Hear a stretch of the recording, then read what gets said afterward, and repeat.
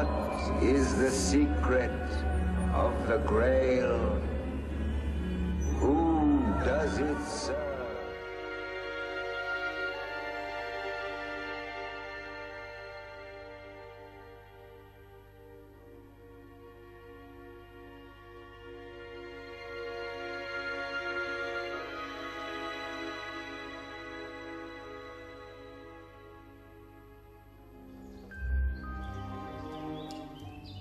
Me envió aquí una orden secreta de Inglaterra a la que pertenecí en otro tiempo. Me pidieron que buscase el lugar donde había sido destruida una hermandad de la Edad Media.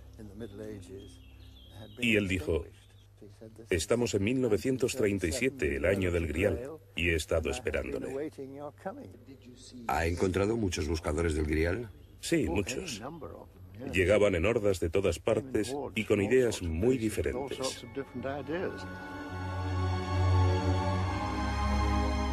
El Santo Grial, la Edad Media, un desafío y una crisis para la Iglesia. Una guerra brutal y sangrienta largamente olvidada y un castillo en el sur de Francia. La escena de la tragedia, Montségur.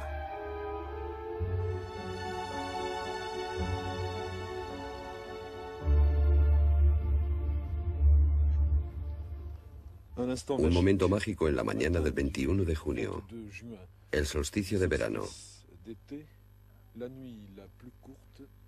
A la noche más corta del año sigue el día más largo. En ese momento especial, el sol sale en Montségur y sus primeros rayos penetran en el castillo. Montségur, el último refugio de los peligrosos adversarios del catolicismo. Montségur, el templo del sol para algunos, para otros, el castillo del Grial. El Grial parece tener tantas interpretaciones como buscadores. ¿Existió de verdad o es un símbolo de otros grandes secretos, la búsqueda de algo más? Este fue el principal misterio de la Edad Media. Para algunos era el Santo Grial. Otros hablan del tesoro oculto del Temple. Para mí es el Arca de la Alianza. No había ninguna reliquia religiosa más preciosa que el Arca de la Alianza. En el siglo XII, los templarios comenzaron su búsqueda. Con este objeto en sus manos, nadie los detendría.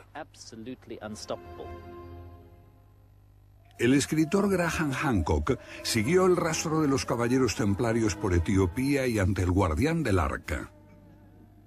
El Temple se consideraba una orden privilegiada. Y eso que ello pudo deberse a que poseían ciertos objetos sagrados. Para el escritor Jan Wilson, la búsqueda del Grial de los templarios fue por la posesión de la Sábana Santa de Turín, una imagen de Cristo muerto. La tela está en la Catedral de Turín, dentro de este cofre. Wilson cree que fue guardada como el secreto más sagrado, el Grial simbólico y el auténtico misterio de la Alta Edad Media. De allí proviene nuestra imagen de Cristo. Para los escritores Vaillant y Light, el Grial representa otro misterio. Aquí en el sur de Francia descubrieron indicios de una creencia.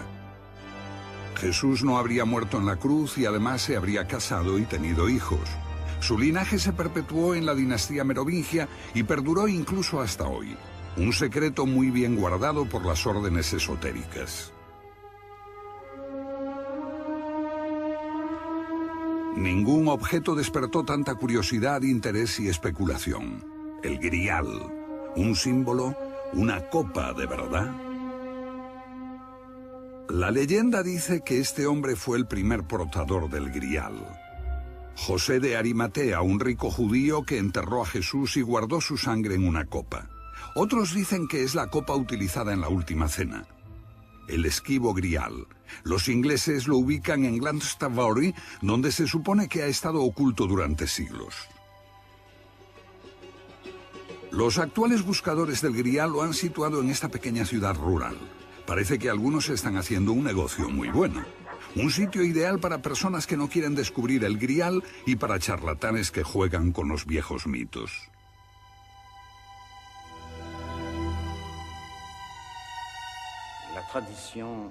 En la tradición celta, A José de Arimatea se le considera el tío abuelo de Jesús.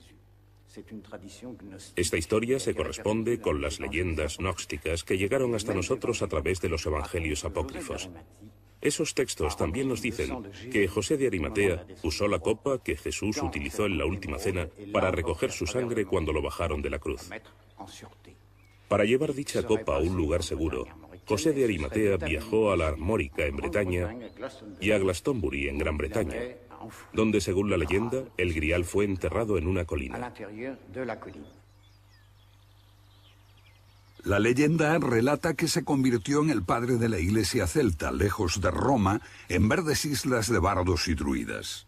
Un mundo de tradiciones populares que nadie conoce mejor que el escritor e investigador bretón Jean Marcade. Los druidas tenían una visión muy espiritual del mundo y creían en una vida después de la muerte. Por eso, el mensaje cristiano fue aceptado fácilmente por la población celta. Muchos druidas empezaron a profesar la nueva religión. En sus rituales, no obstante, los cristianos celtas conservaron sus antiguos símbolos y creencias mágicas, especialmente su culto a las piedras y a los árboles que consideraban sagrados. De telle sorte qu'à l'heure actuelle, dans les campagnes bretonnes et irlandaises, on voit De hecho, en los campos de Bretaña y de Irlanda, aún se pueden encontrar sus santuarios en medio de la naturaleza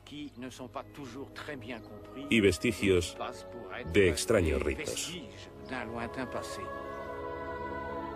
Una peculiar expresión de la cristiandad celta floreció aquí hasta principios de la Edad Media, cuando fue cruelmente perseguida por la Iglesia de Roma.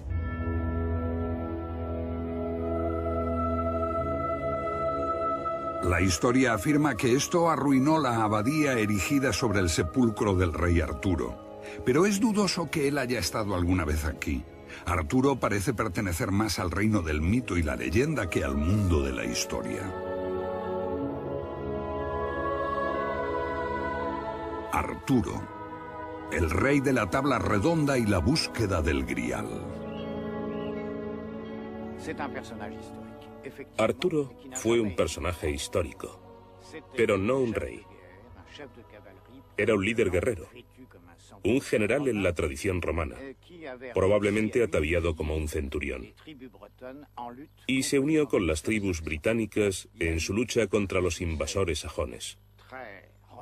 Obtuvo un importante éxito militar cerca del monte Vado, al suroeste de Inglaterra, y protegió a los bretones del dominio sajón durante 50 años. Podría ser que Arturo hubiese empezado su campaña desde el sur de Cadbury, en esta colina fortificada que data de la época romana. Pero aparte de las antiguas crónicas y de la tradición oral, no hay rastros de sus hazañas históricas, y estos trabajos no hablan de Arturo ni del mago Merlín.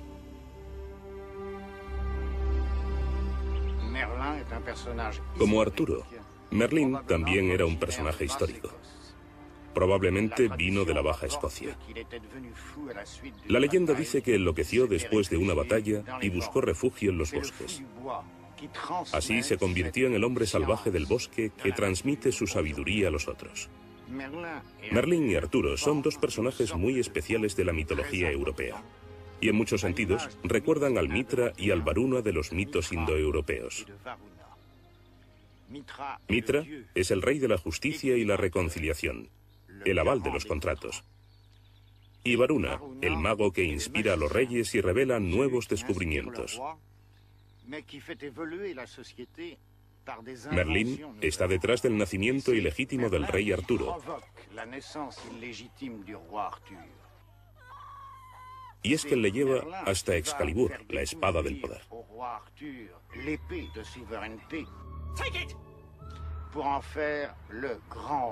Para convertirlo en el gran monarca que se espera restaure el poder y la grandeza del reino.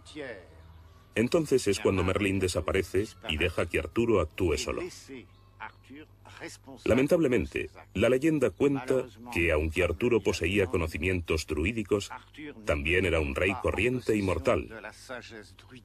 con todas las debilidades humanas.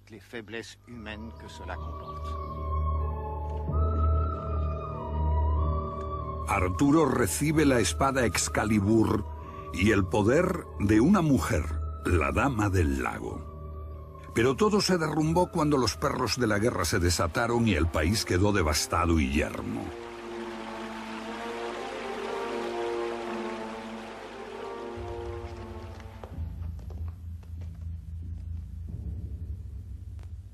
Tenemos que hallar lo que se perdió.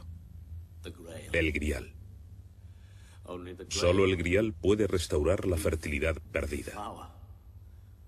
Busquen por todas partes. Solo el Grial puede redimirnos. Hallar el Grial o morir. The king has spoken. I will ride forth in the name of that quest. We will find this Grail or die.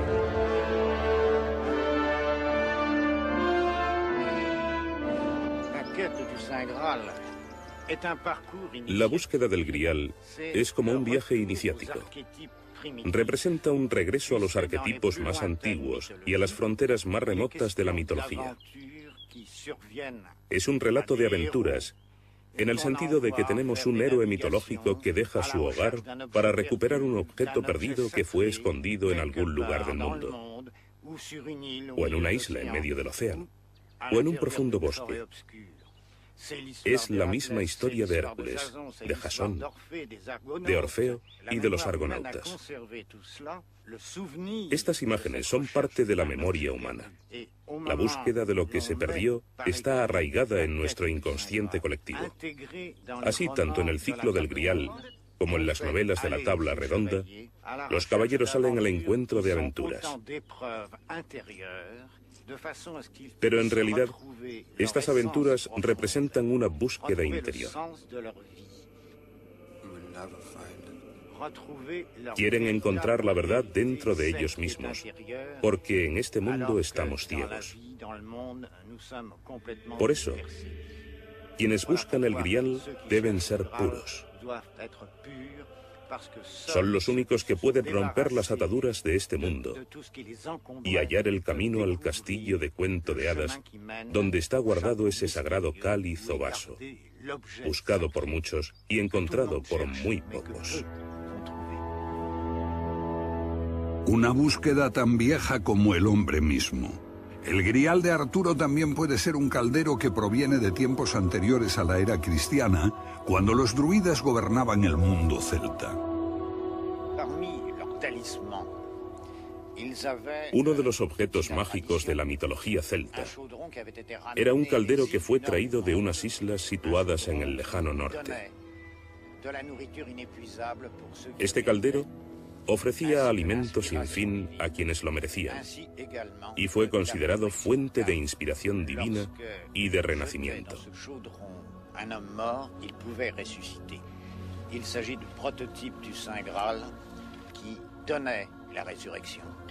Los muertos que se echaban dentro volvían a la vida.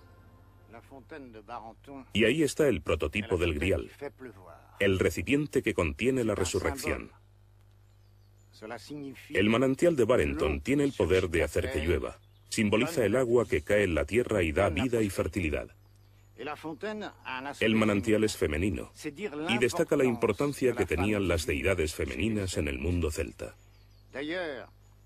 La diosa del agua era el hada Viviana, a quien Merlín encontró en el manantial de Barenton.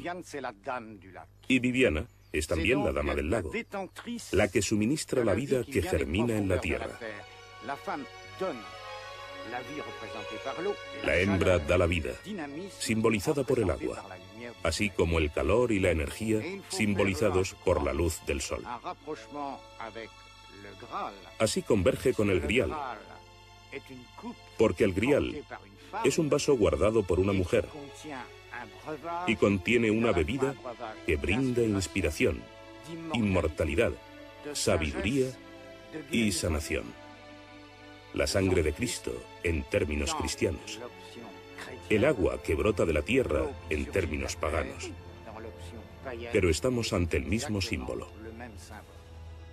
Durante 10 años y un día lo buscó. ¿Es mucho? Pero dime, ¿has encontrado lo que buscas? No he encontrado nada, solo dolor y muerte. Morgana es la Madre Tierra, la diosa madre, guardiana de los misterios del pasado. ¿Has buscado mucho? Los hombres no se merecían poseer ese poder ni ese conocimiento. Ella es la Madre Divina que ama y alimenta a sus hijos. Bebe y ven conmigo. Este es un mito de tiempos inmemoriales, un mito casi perdido, pero que más tarde sería transmitido por los poetas celtas y adoptado por la imagen cristiana del Grial. Por esta razón, el Grial está hoy con nosotros. No podemos olvidar lo que significa la gran madre de los tiempos precristianos, la diosa primigenia, que nos hace conscientes de nuestra inmortalidad. Ese misterioso Grial perdido en un castillo, en lo profundo de un bosque o en una isla en medio del océano.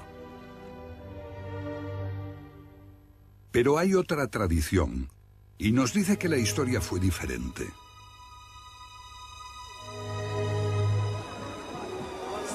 En esta playa francesa de Santa María del Mar, el Grial se ha convertido en leyenda europea. Este es un acontecimiento que se celebra todos los años, la llegada a Europa de José de Arimatea y María Magdalena con el Grial. La leyenda. El relato francés dice que José de Arimatea llegó aquí con algunos amigos íntimos de Jesús. María Magdalena, Sara. Cada año llegan miles de gitanos de toda Europa en peregrinación a este lugar donde se dice que fue traído el Grial a Francia.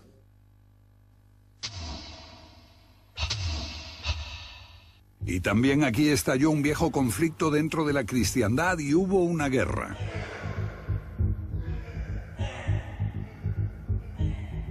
La Iglesia actuó brutalmente con sus viejos rivales. Una corriente de gnósticos, los cátaros, los que pasaron por la catarsis, los perfectos, los purificados. Una crisis en la cual la leyenda del Grial surge de nuevo, una tragedia que acabaría en Montségur.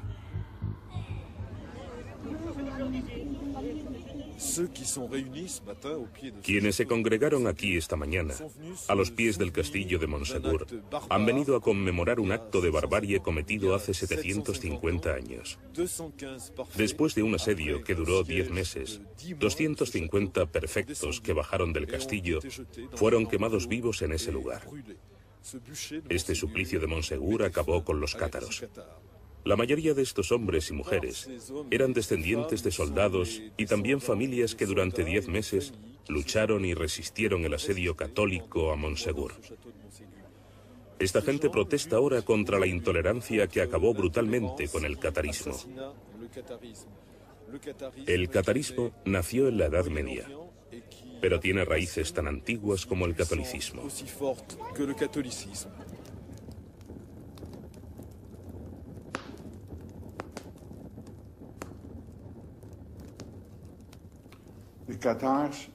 Los cátaros no fueron precursores de la Reforma. No eran herejes de la fe católica o protestante. Esta fue una fe muy diferente y se remonta al cristianismo primitivo e incluso antes, cuando la gente sentía ya que este era un mundo de sombras, extraño a la verdadera realidad, al mundo espiritual y divino. Y creían que podían encontrar en sí mismos el mundo real. No necesitaban intermediarios, ni a la Iglesia ni a la Biblia. En 1945, unos campesinos egipcios de Nag Hammadi encontraron una biblioteca de viejos pergaminos. Habían sido escondidos en los albores de la cristiandad por hombres perseguidos. El descubrimiento dio fama científica mundial a Gilles Quispel. Los documentos que ayudó a traducir y publicar eran las enseñanzas de los gnósticos. Para los gnósticos, este mundo no es el real, sino una vaga sombra. La clave de la verdad es la gnosis. El verdadero conocimiento está en el corazón. Para ellos, eso es lo que enseñó Jesús. Estas Son las palabras secretas que Jesús dijo y que Dídimo Judas Tomás escribió. El Evangelio gnóstico de Tomás, rechazado por la Iglesia, afirma que recoge las verdaderas palabras de Jesús, escrito antes que los de Marco y Mateo. Los evangelios de Lucas y Juan llegaron incluso 2 o 3 generaciones después de Cristo. Los cátaros eran gnósticos. Ellos recogieron la herencia de los antiguos gnósticos que vivieron en Alejandría, en Egipto, a comienzos de nuestra era. Esos gnósticos eran judíos que vivían en el exilio y habían descubierto en su corazón a un Dios desconocido. Pero no pudieron encontrar a ese mismo Dios en este mundo, lleno de maldad y miserias. Entonces, concluyeron que este mundo había sido creado por un Dios menor, Jehová, su deidad tribal.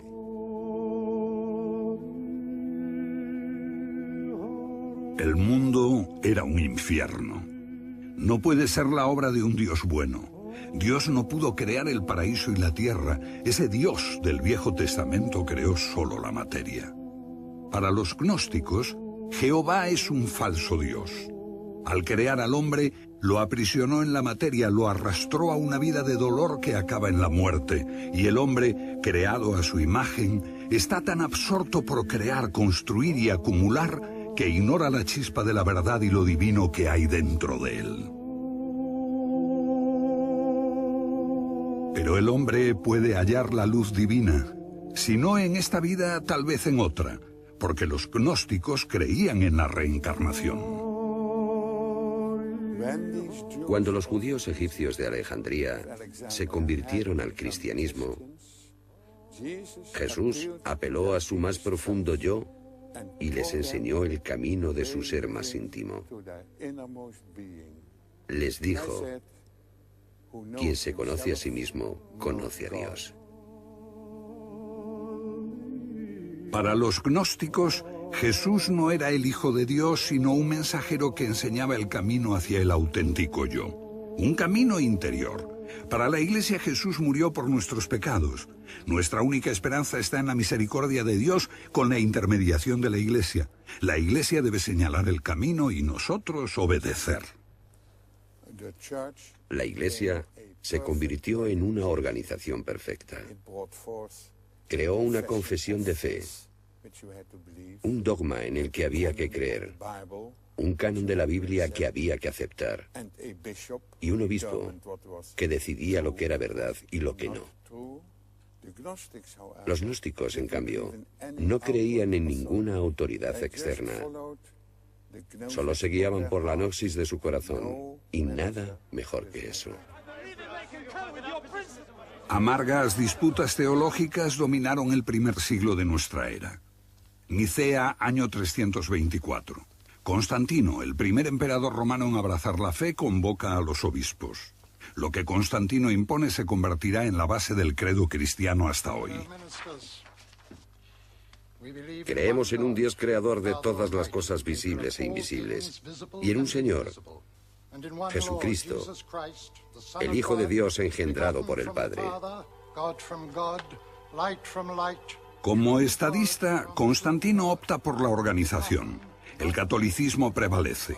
Las doctrinas gnósticas mueren en la hoguera. Una fe personal. Los gnósticos quedan indefensos cuando esa iglesia poderosa comienza a perseguirlos. En un siglo son prácticamente aniquilados. Algunos huyen a las remotas montañas de Armenia, un refugio que los mantiene a salvo durante 500 años. Cerca del año 1000 son obligados a marcharse a Bulgaria. Allí recobran poder. Sus predicadores encuentran seguidores en el norte de Italia, Francia, Alemania e incluso en Inglaterra. Un desafío creciente para la Iglesia. El terreno más fértil lo hallan en el sur de Francia, el Languedoc, una región sin igual en Europa.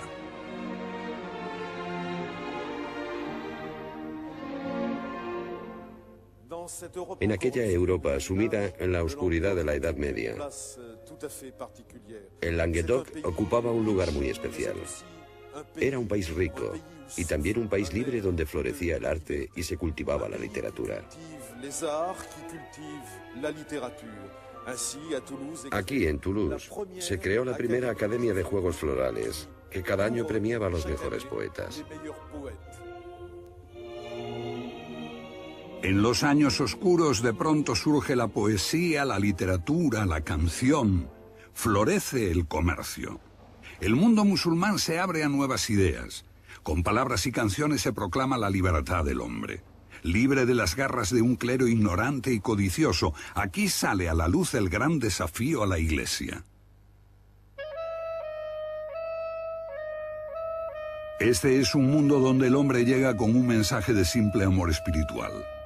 Son llamados los cátaros, los que han sido purificados. Rechazan la riqueza y el matrimonio, llevan vidas de austeridad que pocos pueden seguir. Pero en un tiempo en el que los hombres no importaban casi nada, ellos enseñaban un camino individual hacia Dios. Y eran recibidos con los brazos abiertos en las cortes, en un mundo que anhelaba la pureza y la libertad de espíritu.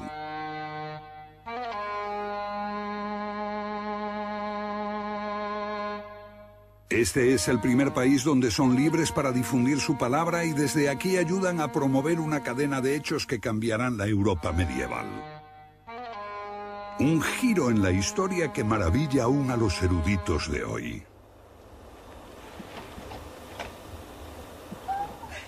Un mundo totalmente agriado por la violencia masculina, de pronto sufre la conmoción de algo inesperado. El espíritu hace su reaparición en Europa y descubrimos que hay mejores cosas que matarnos unos a otros. Levi Strauss lo expresaba magníficamente cuando dice que en el siglo XII Europa perdió su gran oportunidad de permanecer femenina y optó por un profeta con barba. Este profeta barbudo simboliza el poder patriarcal, apoyado por la Iglesia y por la ley sálica. Esta es la ley que no permite a las mujeres que hereden e impone que solo los hombres puedan reinar. Es ley en toda Europa, con una sola excepción, el sur de Francia. En Aquitania no regía la ley sálica.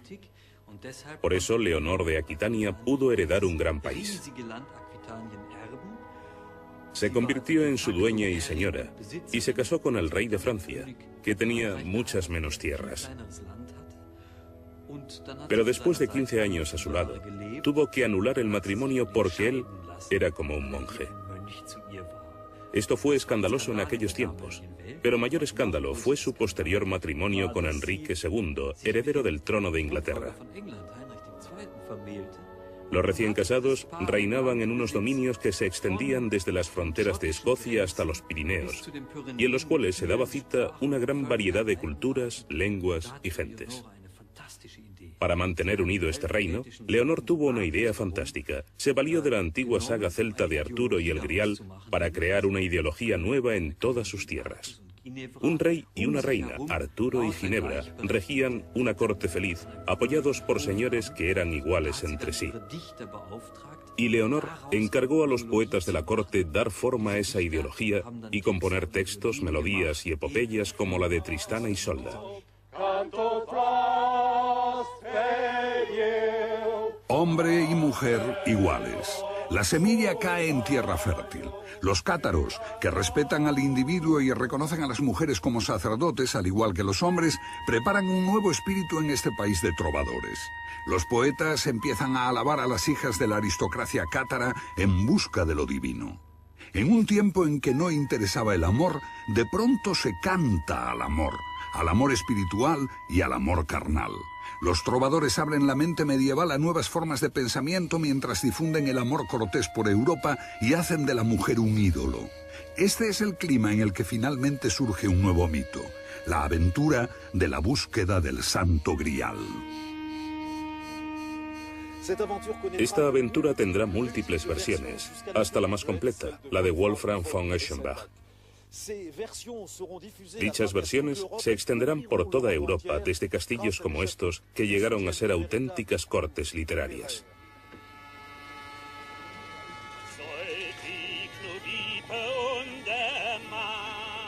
Ningún mito ha conquistado tanto los corazones de la Europa medieval.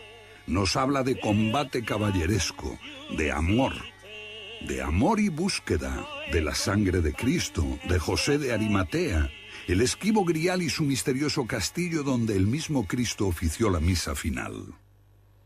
¿Qué idioma es este? El alemán antiguo. El mismo que empleó Wolfram von Eschenbach para escribir su Parsifal. Parsifal, la última y más enigmática versión del mito. Para muchos, su autor, Wolfram von Eschenbach, estaba influido por las ideas cátaras. Parsifal entra en este mundo como un ignorante, pero se distingue por su conducta caballeresca. Al llegar al castillo del Grial no consigue liberar al guardián, el rey pescador, que fue herido misteriosamente. Solo cuando esté exhausto y humillado en este mundo material podrá descubrir cuál es la pregunta para deshacer el hechizo y curar la herida del rey pescador, alcanzando así el Grial.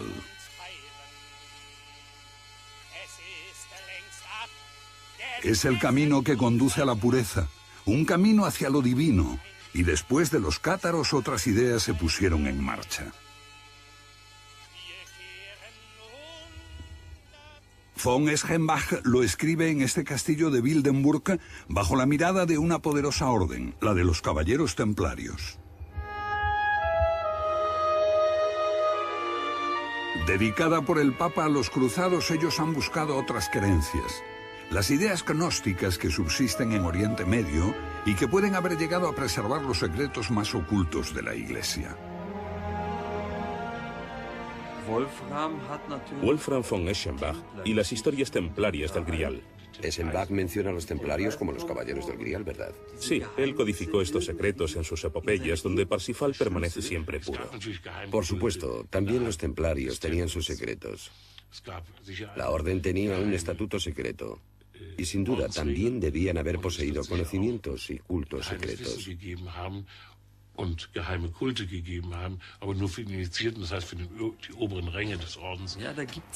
Hay, en efecto, unas ruinas templarias muy cerca, llena de pasadizos, Bromberg.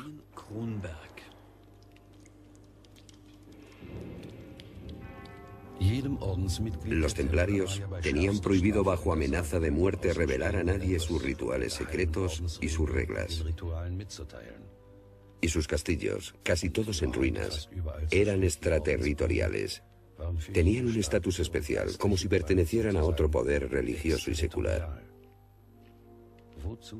¿Por qué era todo tan secreto si no tenían nada que ocultar?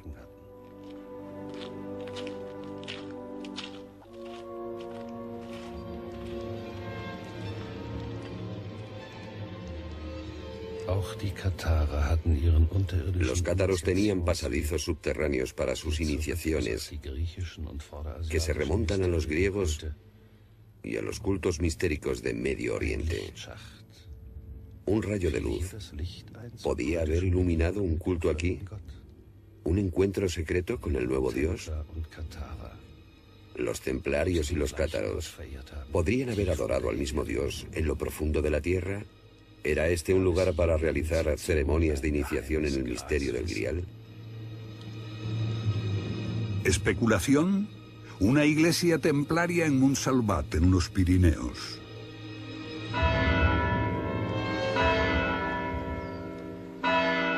Y contiene asombrosas muestras de cultos muy antiguos, bastante ajenos a la iglesia de Roma. La cabeza de Sofía, que simboliza la verdad gnóstica. Símbolos de dioses paganos y de estrellas como Orión, la constelación del antiguo Egipto, venerada como el dios Osiris. Aquí está el gran cazador con Sirio, la estrella del perro, su compañero, o Isis, la consorte de Osiris. Dioses egipcios de la resurrección, la pirámide, incluso el caldero de los druidas celtas. Algo iba a ocurrir. Los templarios serían destruidos después, pero antes la Iglesia destruyó a los cátaros.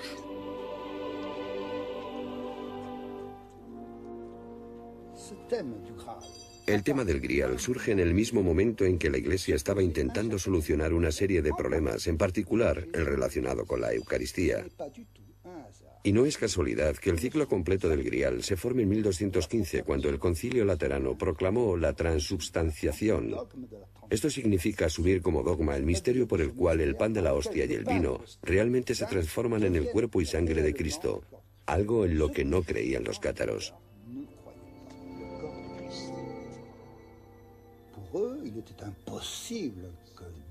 El cuerpo de Cristo.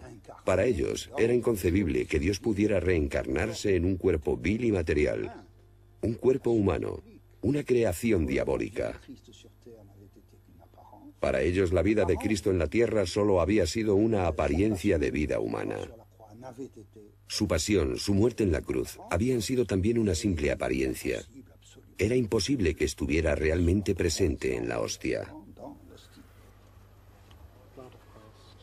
La Eucaristía y el Grial. La sangre de Cristo. Armas para las mayores pruebas que la Iglesia tenía que enfrentar. No eran las únicas. La Orden de los Franciscanos se fundó para reconquistar el corazón de los pobres casi entregados a los cátaros. Roma utiliza la aguda mente de Santo Domingo contra los gnósticos. En el debate teológico estaban a igual altura, pero la nueva orden de los dominicos crearía un arma muy especial para la ocasión: la Inquisición, que impuso el miedo en los siglos venideros. Y Roma hizo un llamamiento a las armas. Estimulados por la promesa del Papa de saqueo y conquista, los ejércitos cristianos del norte se unieron en una cruzada sin parangón contra otros cristianos. En pleno verano de 1209, el ejército del norte de Francia, apoyado por holandeses, frisones y germanos, llegaron ante esta formidable ciudad de Béziers. Una ciudad impresionante y amurallada, con 15 o 20.000 habitantes y 200 cátaros, cuya entrega reclamaron a la población los enviados papales. Cuando al día siguiente cae la ciudad, el enviado papal ordena: matadlos a todos, Dios reconocerá a los suyos en el cielo. Las iglesias fueron el escenario de la masacre y el escándalo. Cristianos contra cristianos, y en el nombre de Cristo, la primera vez en la historia del mundo. La historia dice que no lo habíamos hecho peor incluso contra los sarracenos. Ríos de sangre de miles de civiles exterminados, una ciudad entera. Mata a todos, que Dios reconocerá a los suyos en el cielo. Sí, Dios reconocerá a los suyos, cátaros y católicos por igual.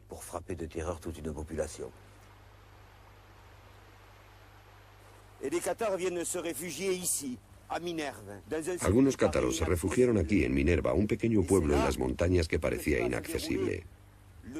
Y se repitió la segunda gran tragedia de las cruzadas. Esa vez fue el suplicio en la hoguera. Al rendirse, se pidió a los cátaros que abjurasen de su fe, pero respondieron que no, tenían que ser quemados. Era la ley de la Iglesia. Allí, en aquel prado, se apiló la leña. Serían arrojados en ese lugar, pero decidieron saltar ellos mismos. Estaban convencidos de que su martirio les conduciría directamente al cielo, a la divinidad. Y saltaron y murieron 140 hombres y mujeres fieles a su fe.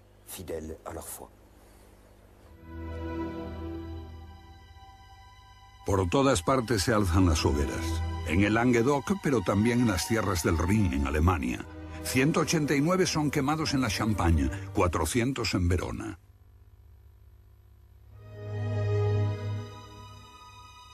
El Languedoc, la región más rica de Europa, es pasada a cuchillo. Languidece bajo un siglo de cruzadas y persecuciones mientras la Iglesia maldice a los cátaros.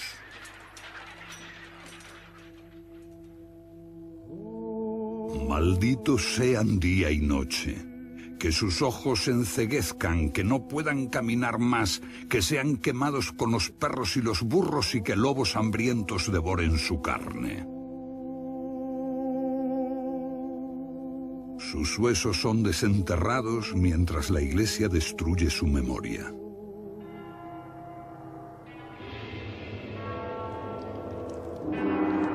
Pero es la Inquisición la que destruirá el espíritu del Languedoc. Hasta el pueblo más pequeño, cada granja es escudriñada. Se le dijo a la gente: bien, probadnos que sois sinceros. Traicionad a vuestros padres. La traición se institucionalizó y toda esa sociedad se derrumbó.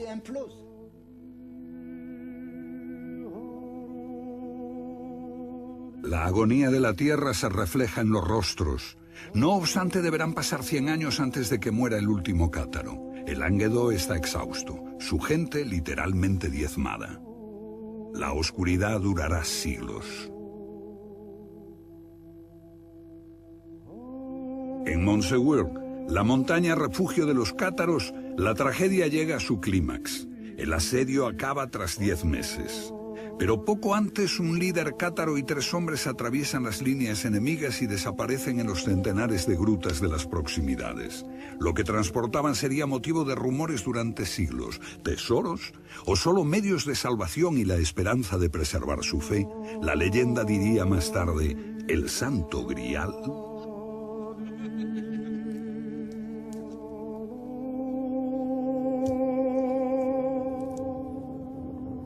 En las proximidades de Montségur, 220 cátaros murieron en la hoguera. La historia la escriben los vencedores. Aunque ningún cátaro mató a un católico, la Iglesia los definía como brutales asesinos, peores que los bárbaros.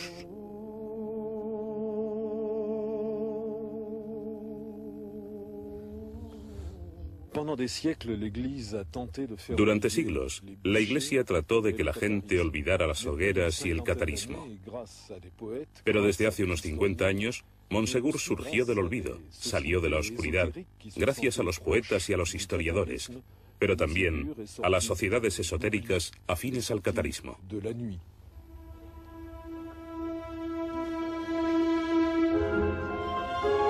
Las sociedades secretas y los grupos esotéricos tienen un profundo interés en el Grial, el símbolo de una búsqueda interior. De ese ambiente proviene Antonin Gadal, autoproclamado profeta de los cátaros y residente en las proximidades de Montségur. Cuando era joven, el inglés Walter Burkes estuvo cerca de él. Él dijo: estamos en 1937, el año del Grial, y he estado esperando tu llegada. Fui enviado aquí por una orden secreta de Inglaterra. Se me pidió que encontrase el lugar donde fue exterminada una hermandad de la Edad Media.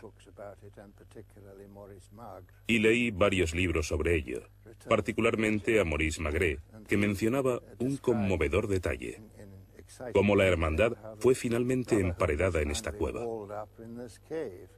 Unos 500 cátaros murieron en la oscuridad. Sus huesos se encontraron 250 años después.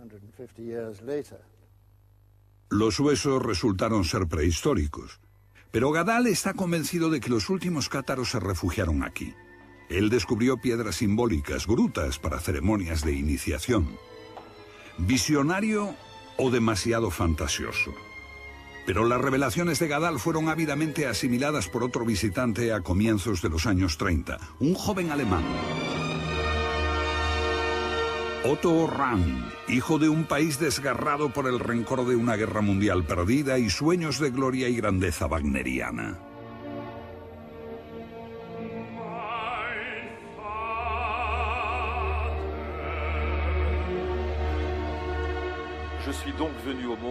Nací bajo el brillo mágico del Grial.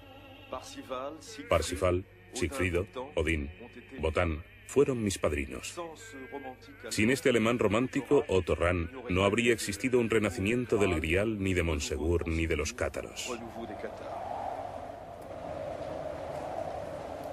Otto Rahn, inspirado por Gadal, explora con esmero las grutas y montañas próximas a Montségur y publica un libro, La Cruzada contra el Grial. Un libro que él pensaba sería traducido en todo el mundo. Y así alemanes, holandeses, ingleses, todos vendrían a este lugar para visitar las cuevas de iniciación de los cátaros, los portadores y adoradores del Grial. El autor de este libro maravilloso sabía que Montségur era el auténtico castillo del Grial. Sacado de contrabando de Montségur, la noche antes de su caída, el Grial fue escondido en las grutas cercanas, dice Rand. Otto Rand visita con frecuencia a la familia de Christian Bernadotte y Bernadotte queda fascinado por el alemán. En su doctrina, el partido sería inmutable y su organización fuerte como el acero y como una orden en todas partes. Hitler funda su imperio con la intención de que durase 1000 años. Pocos se dieron cuenta de que su proyecto se inspiraba en la ideología mistérica y el ocultismo. Su principal exponente fue un hombre de inmenso poder, Heinrich Himmler, Führer de las SS, el jefe de la Gestapo. A Himmler le gustó el libro de Rand, quedó fascinado por el Grial, y Rand fue admitido en las SS como miembro del equipo de Himmler.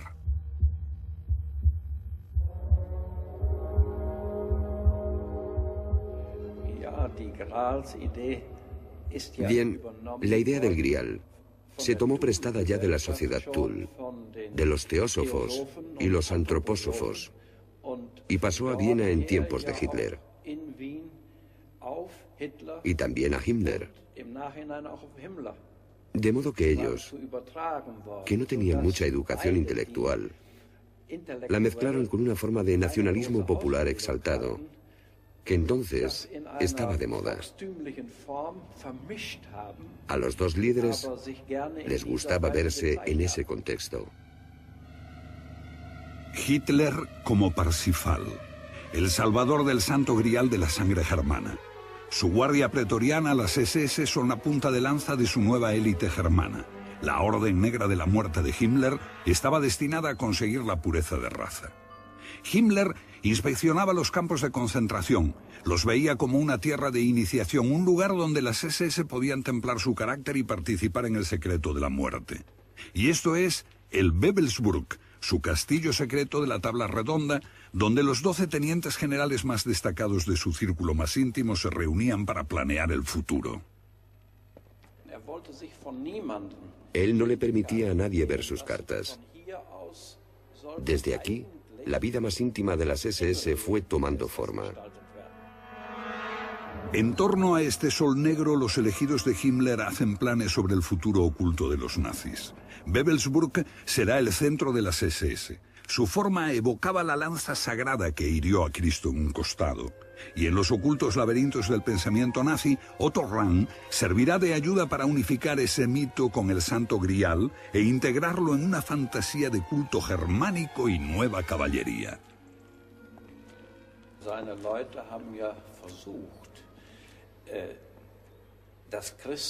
Su gente trató de doblegar a la cristiandad de tal forma que sus verdaderos orígenes deben de buscarse en la cuna de los arios y no en Oriente Medio.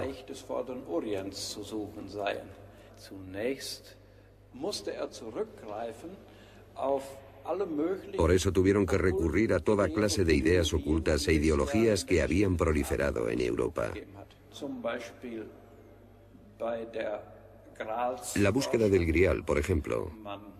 Los nazis utilizaron a los cátaros para probar que desde comienzos de la Edad Media ya existía ese cristianismo que ellos decían representar, con el fin de obtener poder sobre la gente. De alguna forma, las SS querían conquistar la conciencia europea introduciendo un nuevo culto. Y no es necesario recordar que la población quedaría atrapada por completo en un nuevo tipo de oscura esclavitud.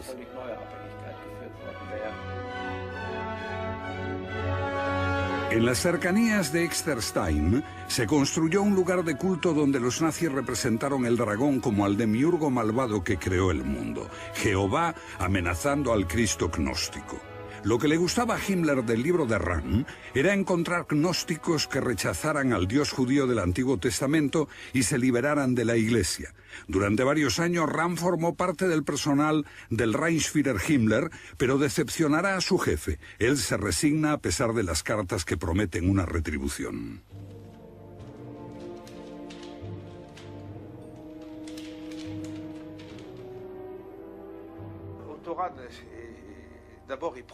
Otto Rand, lo primero de todo, está horrorizado por su experiencia en un campo de concentración.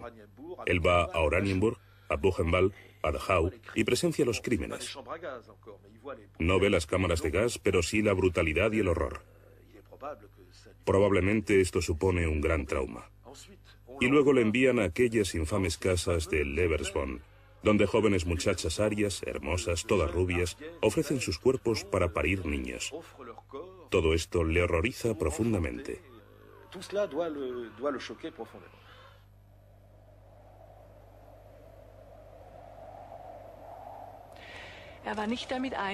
Él no estaba de acuerdo con un intento de las SS para utilizar mal el conocimiento del Santo Grial.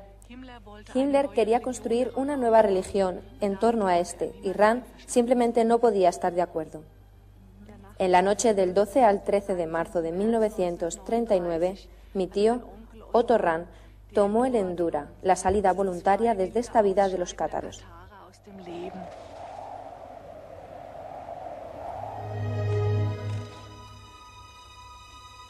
Pero el interés volvió a despertarse. Actualmente, cada año miles de personas visitan las cuevas y el castillo de Montségur, no por las fantasías nazis, sino para intentar tocar una fe apacible que fue borrada desde la tierra. La mayoría simplemente se buscan a sí mismos, aunque algunos también van en busca del Grial.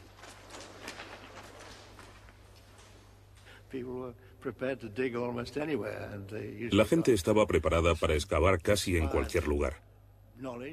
Posiblemente estaban inspirados por alguna fuente de conocimiento sobrenatural para saber dónde excavar. Pero el Grial no es un objeto material que tú puedas encontrar físicamente. Es un símbolo que se refiere a la posibilidad de absorber algo de lo divino. Obviamente, si tenemos una experiencia con lo divino, no podemos absorberlo. Solo lo que nuestra capacidad nos permita. Simbólicamente, la copa puede contener alguna porción de la luz divina. Así que en realidad, la búsqueda del Grial es la búsqueda en nosotros mismos.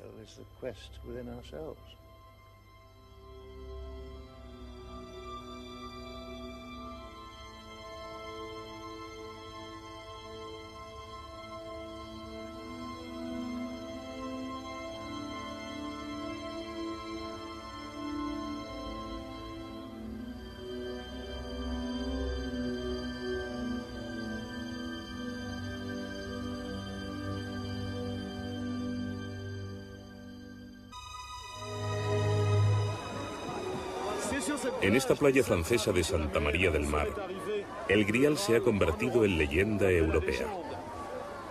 Este es un acontecimiento que se celebra todos los años, la llegada a Europa de José de Arimatea y María Magdalena con el Grial. La leyenda. El relato francés dice que José de Arimatea llegó aquí con algunos amigos íntimos de Jesús. María Magdalena, Sara. Cada año llegan miles de gitanos de toda Europa en peregrinación a este lugar donde se dice que fue traído el Grial a Francia.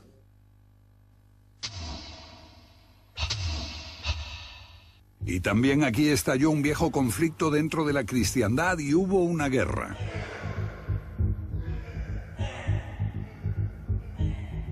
La Iglesia actuó brutalmente con sus viejos rivales. Una corriente de gnósticos, los cátaros, los que pasaron por la catarsis, los perfectos, los purificados. Una crisis en la cual la leyenda del Grial surge de nuevo, una tragedia que acabaría en Montségur.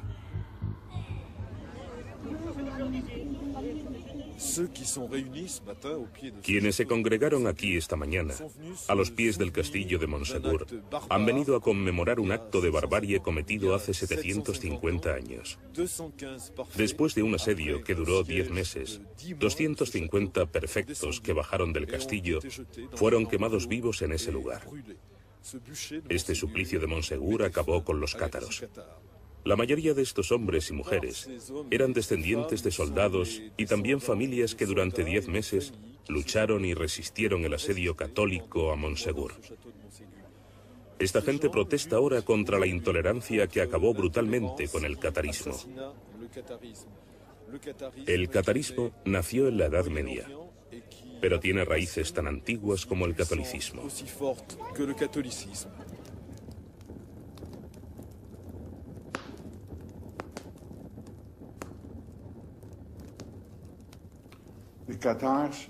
Los cátaros no fueron precursores de la Reforma. No eran herejes de la fe católica o protestante. Esta fue una fe muy diferente y se remonta al cristianismo primitivo e incluso antes, cuando la gente sentía ya que este era un mundo de sombras, extraño a la verdadera realidad, al mundo espiritual y divino. Y creían que podían encontrar en sí mismos el mundo real. No necesitaban intermediarios. Entró en el manantial de Barrington. Y Viviana es también la dama del lago, la que suministra la vida que germina en la tierra. La hembra da la vida, simbolizada por el agua, así como el calor y la energía, simbolizados por la luz del sol. Así converge con el grial, porque el grial es un vaso guardado por una mujer y contiene una bebida que brinda inspiración, inmortalidad, sabiduría y sanación. La sangre de Cristo en términos cristianos.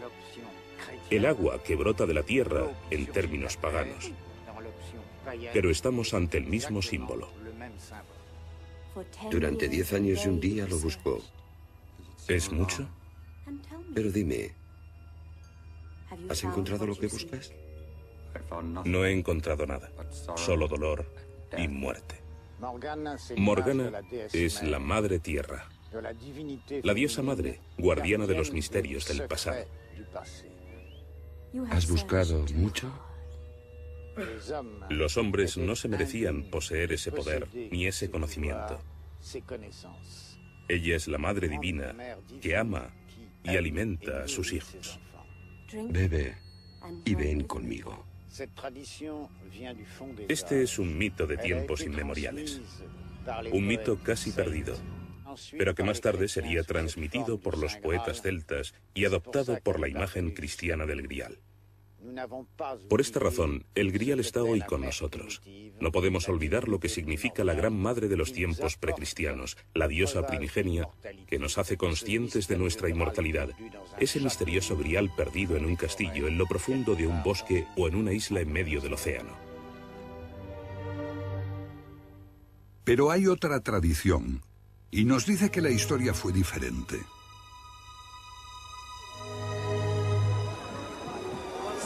En esta playa francesa de Santa María del Mar, el grial se ha convertido en leyenda europea. Este es un acontecimiento que se celebra todos los años, la llegada a Europa de José de Arimatea y María Magdalena con el grial. La leyenda. El relato francés dice que José de Arimatea llegó aquí con algunos amigos íntimos de Jesús. María Magdalena, Sara. Cada año llegan miles de gitanos de toda Europa en peregrinación a este lugar donde se dice que fue traído el grial a Francia.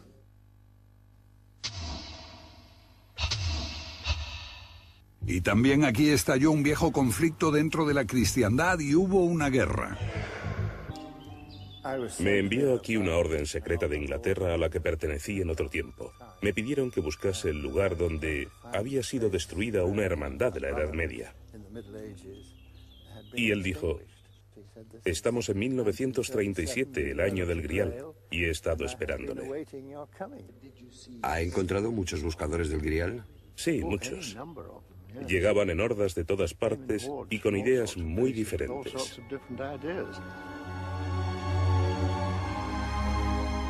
El Santo Grial, la Edad Media, un desafío y una crisis para la Iglesia. Una guerra brutal y sangrienta largamente olvidada y un castillo en el sur de Francia. La escena de la tragedia, Montségur.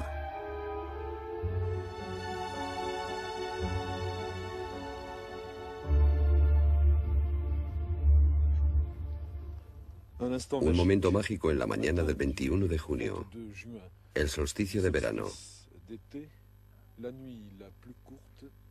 A la noche más corta del año sigue el día más largo.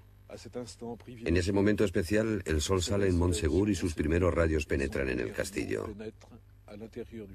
Montsegur, el último refugio de los peligrosos adversarios del catolicismo. Montsegur, el templo del sol para algunos, para otros, el castillo del Grial. El Grial parece tener tantas interpretaciones como buscadores. ¿Existió de verdad o es un símbolo de otros grandes secretos, la búsqueda de algo más? Este fue el principal misterio de la Edad Media. Para algunos era el Santo Grial. Otros hablan del tesoro oculto del Temple. Para mí es el Arca de la Alianza. No había ninguna reliquia religiosa más preciosa que el Arca de la Alianza. En el siglo XII, los templarios comenzaron su búsqueda. Con este objeto en sus manos, nadie los detendría. El escritor Graham Hancock siguió el rastro de los caballeros templarios por Etiopía y ante el guardián del arca. El Temple se consideraba una orden privilegiada. Y eso que ello pudo deberse a que poseían ciertos objetos sagrados. Para el escritor Jan Wilson, la búsqueda del Grial de los templarios fue por la posesión de la Sábana Santa de Turín, una imagen de Cristo muerto. La tela está en la Catedral de Turín, dentro de este cofre. Wilson cree que fue guardada como el secreto más sagrado, el Grial simbólico y el auténtico misterio de la Alta Edad Media. De allí proviene nuestra imagen de Cristo. Los hambrientos devoren su carne. Sus huesos son desenterrados mientras la Iglesia destruye su memoria.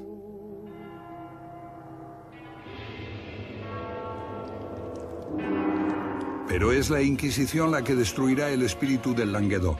Hasta el pueblo más pequeño, cada granja es escudriñada. Se le dijo a la gente: bien, probadnos que sois sinceros. Traicionad a vuestros padres. La traición se institucionalizó y toda esa sociedad se derrumbó.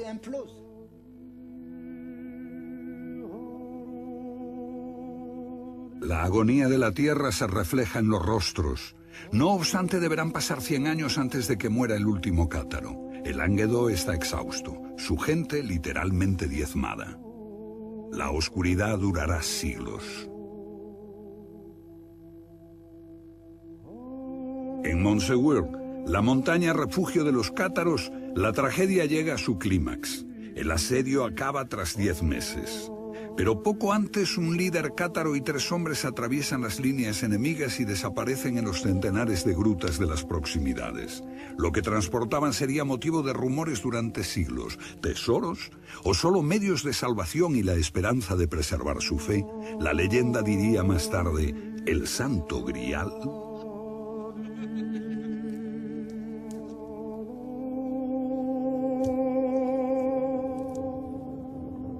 En las proximidades de Montsegur, 220 cátaros murieron en la hoguera. La historia la escriben los vencedores. Aunque ningún cátaro mató a un católico, la Iglesia los definía como brutales asesinos, peores que los bárbaros.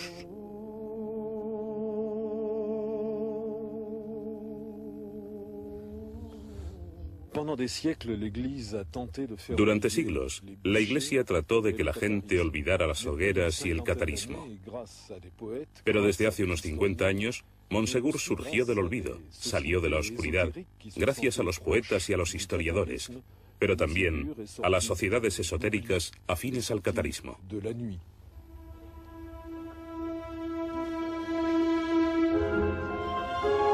Las sociedades secretas y los grupos esotéricos tienen un profundo interés en el Grial, el símbolo de una búsqueda interior.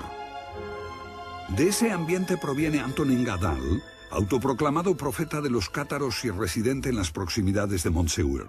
Cuando era joven, el inglés Walter Burkes estuvo cerca de él.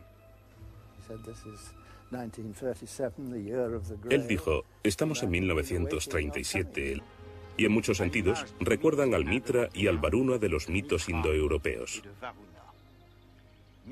Mitra es el rey de la justicia y la reconciliación. el aval de los contratos. Y Varuna, el mago que inspira a los reyes y revela nuevos descubrimientos. Merlín está detrás del nacimiento ilegítimo del rey Arturo. Y es que le lleva hasta Excalibur, la espada del poder.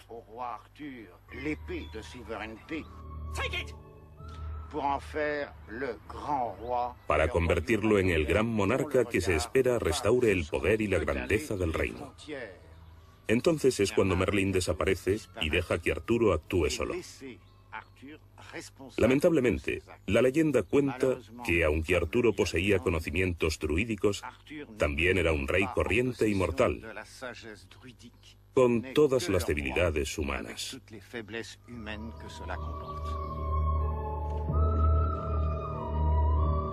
Arturo recibe la espada Excalibur y el poder de una mujer, la Dama del Lago.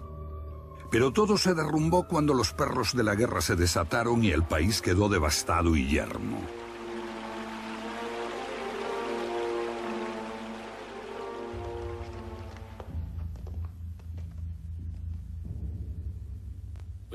Tenemos que hallar lo que se perdió. El Grial.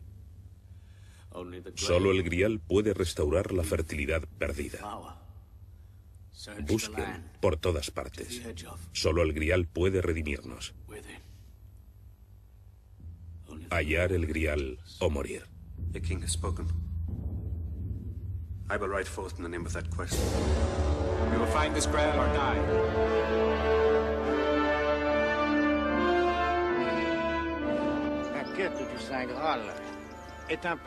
La búsqueda del Grial es como un viaje iniciático. Representa un regreso a los arquetipos más antiguos y a las fronteras más remotas de la mitología.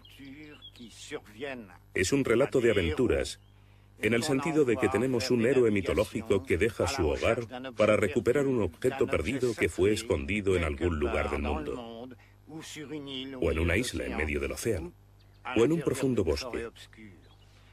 Es la misma historia de Hércules, de Jasón, de Orfeo y de los argonautas. Estas imágenes son parte de la memoria humana. La búsqueda de lo que se perdió está arraigada en nuestro inconsciente colectivo. Así, tanto en el ciclo del Grial como en las novelas de la Tabla Redonda, los caballeros salen... Por todas partes se alzan las hogueras. En el Languedoc, pero también en las tierras del Rin, en Alemania. 189 son quemados en la Champaña, 400 en Verona.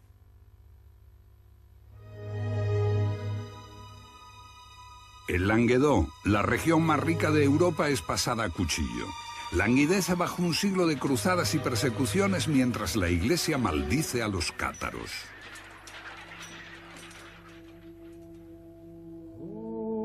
Malditos sean día y noche, que sus ojos se enceguezcan, que no puedan caminar más, que sean quemados con los perros y los burros y que lobos hambrientos devoren su carne.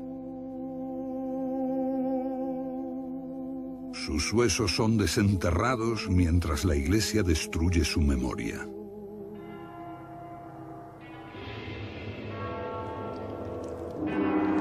Pero es la Inquisición la que destruirá el espíritu del Languedoc. Hasta el pueblo más pequeño, cada granja es escudriñada. Se le dijo a la gente: bien, probadnos que sois sinceros. Traicionad a vuestros padres. La traición se institucionalizó y toda esa sociedad se derrumbó.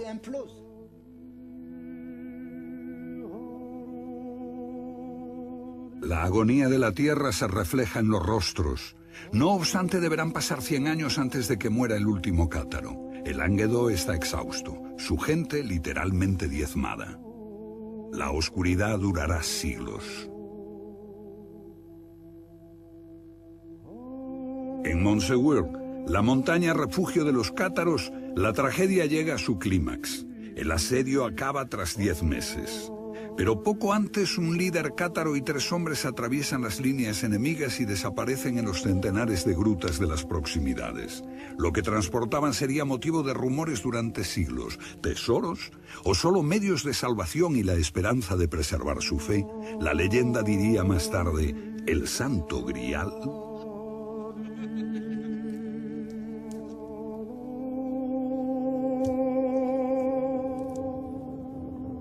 En las proximidades de Montségur, 220 cátaros murieron en la hoguera.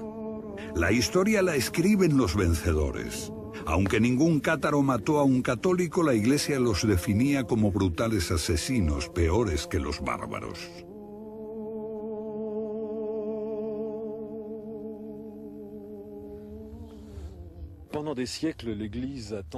Durante siglos, la Iglesia trató de que la gente olvidara las hogueras y el catarismo.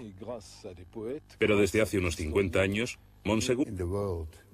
Pero no pudieron encontrar a ese mismo Dios en este mundo, lleno de maldad y miserias.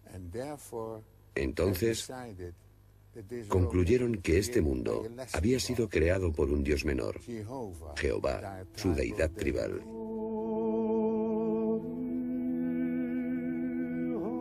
El mundo era un infierno. No puede ser la obra de un Dios bueno. Dios no pudo crear el paraíso y la tierra. Ese Dios del Viejo Testamento creó solo la materia. Para los gnósticos, Jehová es un falso Dios. Al crear al hombre, lo aprisionó en la materia, lo arrastró a una vida de dolor que acaba en la muerte. Y el hombre, creado a su imagen, está tan absorto por crear, construir y acumular que ignora la chispa de la verdad y lo divino que hay dentro de él. Pero el hombre puede hallar la luz divina, si no en esta vida, tal vez en otra, porque los gnósticos creían en la reencarnación. Cuando los judíos egipcios de Alejandría se convirtieron al cristianismo, Jesús apeló a su más profundo yo y les enseñó el camino de su ser más íntimo. Les dijo, quien se conoce a sí mismo, conoce a Dios. Para los gnósticos, Jesús no era el Hijo de Dios, sino un mensajero que enseñaba el camino hacia el auténtico yo. Un camino interior. Para la Iglesia, Jesús murió por nuestros pecados. Nuestra única esperanza está en la misericordia de Dios con la intermediación de la Iglesia. La Iglesia debe señalar el camino y nosotros obedecer. La Iglesia se convirtió en una organización perfecta. Creó una confesión de fe, un dogma en el que había que creer, un canon de la Biblia que había que aceptar, y un obispo que decidía lo que era verdad y lo que no. Los gnósticos, en cambio, no creían en ninguna autoridad externa. Solo se guiaban por la gnosis de su corazón, y nada mejor que eso. Amargas disputas teológicas dominaron el primer siglo de nuestra era. Nicea, año 324. Constantino, el primer emperador romano en abrazar la fe, convoca a los obispos. Lo que Constantino impone se convertirá en la base del credo cristiano hasta hoy. Creemos en un Dios creador de todas las cosas visibles e invisibles, y en un Señor, Jesucristo, el Hijo de Dios engendrado por el Padre. Mató a un católico, la Iglesia los definía como brutales asesinos, peores que los bárbaros.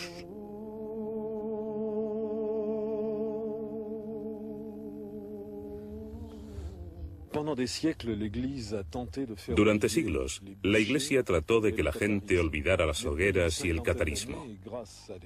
Pero desde hace unos 50 años, Montségur surgió del olvido, salió de la oscuridad, gracias a los poetas y a los historiadores, pero también a las sociedades esotéricas afines al catarismo.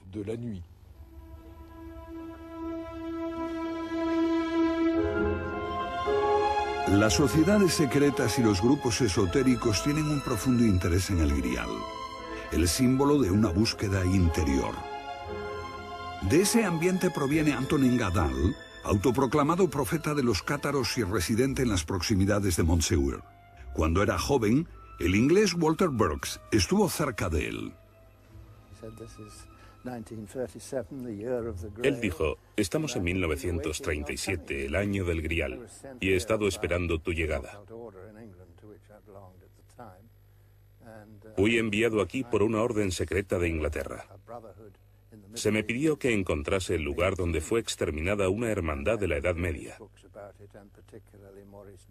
Y leí varios libros sobre ello, particularmente a Maurice Magré, que mencionaba un conmovedor detalle: cómo la hermandad fue finalmente emparedada en esta cueva. Unos 500 cátaros murieron en la oscuridad. Sus huesos se encontraron 250 años después.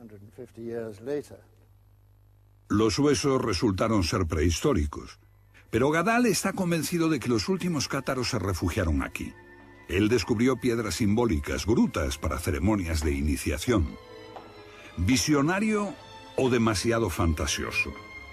Pero las revelaciones de Gadal fueron ávidamente asimiladas por otro visitante a comienzos de los años 30, un joven alemán. Otto Rahn, hijo de un país desgarrado por el rencor de una guerra mundial perdida y sueños de gloria y grandeza wagneriana.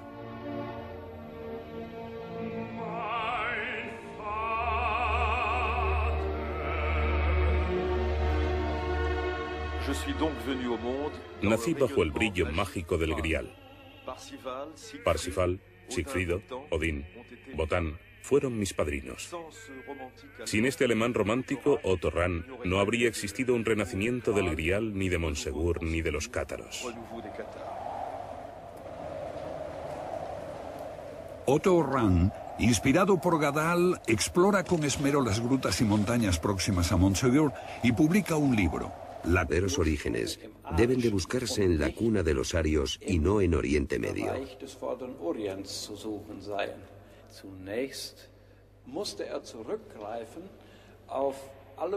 Por eso tuvieron que recurrir a toda clase de ideas ocultas e ideologías que habían proliferado en Europa.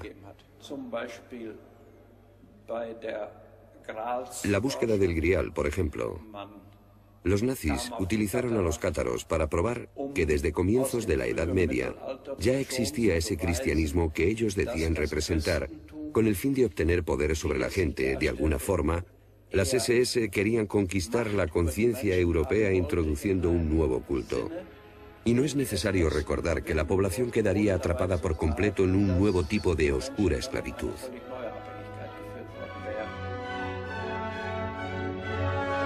En las cercanías de Exterstein se construyó un lugar de culto donde los nazis representaron el dragón como al demiurgo malvado que creó el mundo, Jehová amenazando al Cristo gnóstico. Lo que le gustaba a Himmler del libro de Rahn era encontrar gnósticos que rechazaran al Dios judío del Antiguo Testamento y se liberaran de la Iglesia. Durante varios años Rahn formó parte del personal del Reichsführer Himmler, pero decepcionará a su jefe. Él se resigna a pesar de las cartas que prometen una retribución.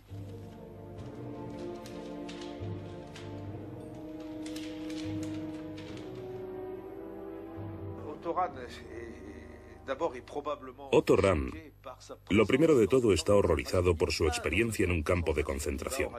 Él va a Oranienburg, a Buchenwald, a Dachau y presencia los crímenes. No ve las cámaras de gas, pero sí la brutalidad y el horror. Probablemente esto supone un gran trauma.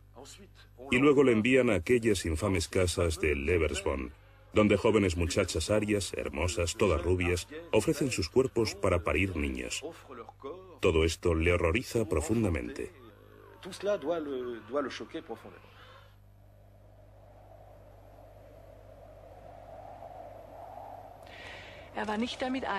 Él no estaba de acuerdo con un intento de las SS para utilizar mal el conocimiento del Santo Grial.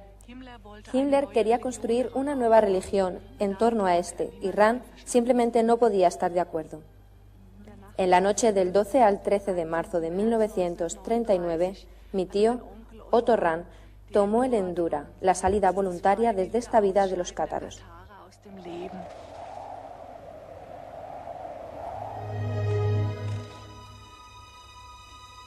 Pero el interés volvió a despertarse. Actualmente, cada año miles de personas visitan las cuevas y el castillo de Montségur, no por las fantasías nazis, leyendas gnósticas que llegaron hasta nosotros a través de los evangelios apócrifos. Esos textos también nos dicen que José de Arimatea usó la copa que Jesús utilizó en la última cena para recoger su sangre cuando lo bajaron de la cruz. Para llevar dicha copa a un lugar seguro, José de Arimatea viajó a la Armórica en Bretaña y a Glastonbury en Gran Bretaña, donde, según la leyenda, el Grial fue enterrado en una colina.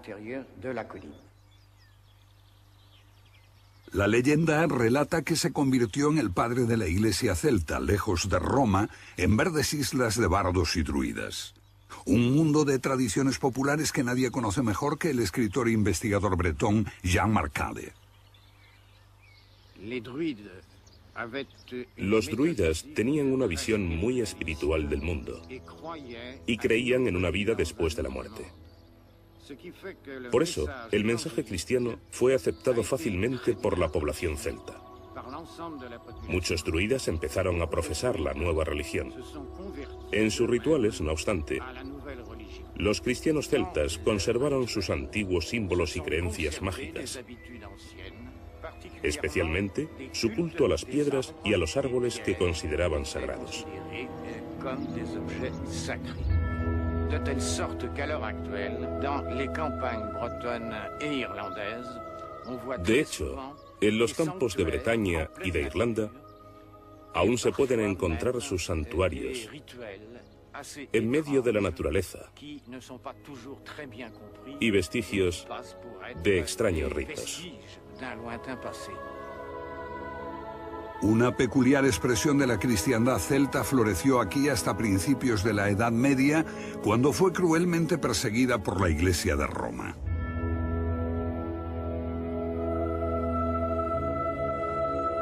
La historia afirma que esto arruinó la abadía erigida sobre el sepulcro del rey Arturo, pero es dudoso que él haya estado alguna vez aquí. Arturo parece pertenecer más al reino del mito y la leyenda que al mundo de la historia. Arturo, el rey de la tabla redonda y la búsqueda del Grial.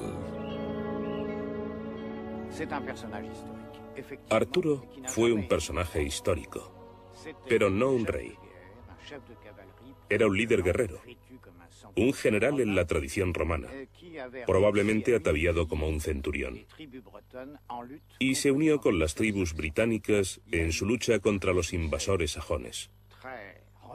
Obtuvo un importante éxito militar cerca del monte Vado, al suroeste de Inglaterra, y protegió a los bretones del dominio sajón durante 50 años. Los hambrientos devoren su carne. Sus huesos son desenterrados mientras la Iglesia destruye su memoria.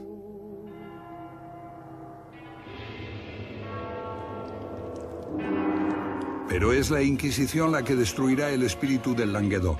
Hasta el pueblo más pequeño, cada granja es escudriñada.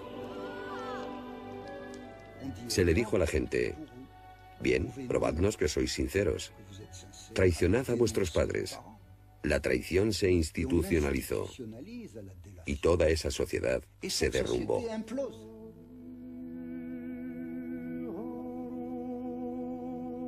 La agonía de la tierra se refleja en los rostros. No obstante, deberán pasar 100 años antes de que muera el último cátaro. El Languedoc está exhausto, su gente literalmente diezmada. La oscuridad durará siglos. En Montségur, la montaña refugio de los cátaros, la tragedia llega a su clímax. El asedio acaba tras 10 meses. Pero poco antes, un líder cátaro y 3 hombres atraviesan las líneas enemigas y desaparecen en los centenares de grutas de las proximidades. Lo que transportaban sería motivo de rumores durante siglos. ¿Tesoros? ¿O solo medios de salvación y la esperanza de preservar su fe? La leyenda diría más tarde: ¿el Santo Grial?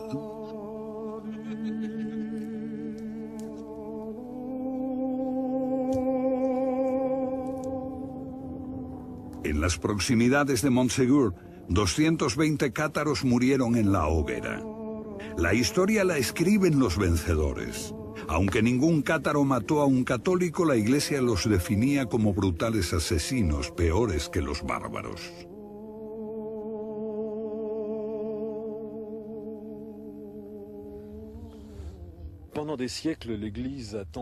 Durante siglos, la Iglesia trató de que la gente olvidara las hogueras y el catarismo. Pero desde hace unos 50 años, Montsegur surgió del olvido, salió de la oscuridad, gracias a los poetas y a los historiadores, pero también a las sociedades esotéricas afines al catarismo.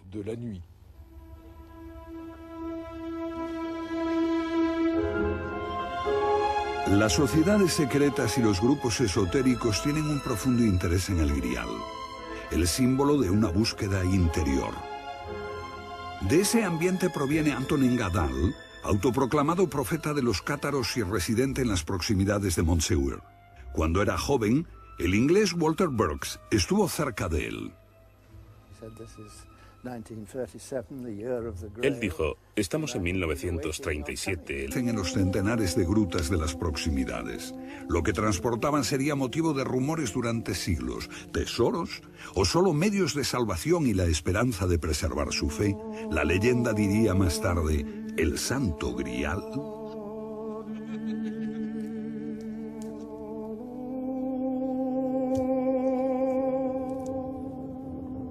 En las proximidades de Montsegur, 220 cátaros murieron en la hoguera.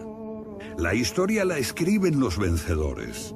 Aunque ningún cátaro mató a un católico, la Iglesia los definía como brutales asesinos, peores que los bárbaros.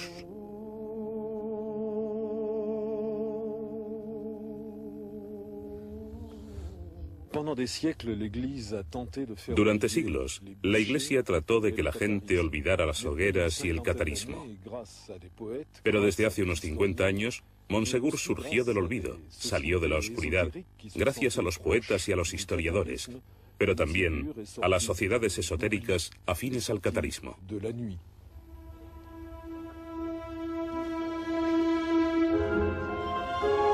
Las sociedades secretas y los grupos esotéricos tienen un profundo interés en el Grial, el símbolo de una búsqueda interior. De ese ambiente proviene Antonin Gadal, autoproclamado profeta de los cátaros y residente en las proximidades de Montsegur. Cuando era joven, el inglés Walter Burkes estuvo cerca de él. Él dijo, estamos en 1937, el año del Grial, y he estado esperando tu llegada. Fui enviado aquí por una orden secreta de Inglaterra. Se me pidió que encontrase el lugar donde fue exterminada una hermandad de la Edad Media. Y leí varios libros sobre ello, particularmente a Maurice Magré, que mencionaba un conmovedor detalle: como la hermandad fue finalmente emparedada en esta cueva. Unos 500 cátaros murieron en la oscuridad. Sus huesos se encontraron 250 años después. Los huesos resultaron ser prehistóricos, pero Gadal está convencido de que los últimos cátaros se refugiaron aquí. Él descubrió piedras simbólicas, grutas para ceremonias de iniciación. ¿Visionario o demasiado fantasioso? Pero las revelaciones de Gadal fueron ávidamente asimiladas por otro visitante a comienzos de los años 30, un joven alemán. Otto Rahn, hijo de un país desgarrado por el rencor de una guerra mundial perdida y sueños de gloria y grandeza wagneriana.